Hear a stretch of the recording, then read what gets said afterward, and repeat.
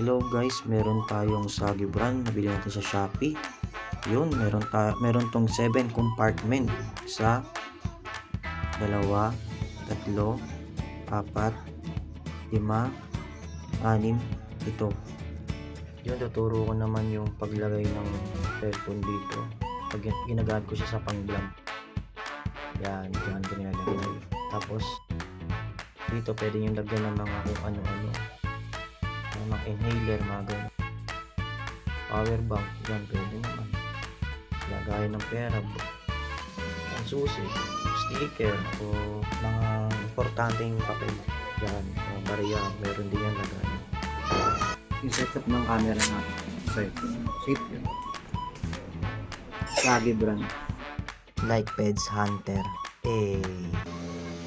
Ito naman guys yung actual kong video gamit yung Usagi. Nakikita nyo dito sa video, napaka-solid siya, swabe. Lalo na yung cellphone yun, naka 60 fps pa kayo, o 4K, mga ganun, 60 fps. Solid to, grabe. Napaka-solid talagang bag mo to. Bagay na bagay to for vlogging. Yun guys, yung link ko naman, click nyo na lang sa comment section. Ilalagay ko na lang yung link ko. Click nyo na lang. And share and follow Peds Hunter.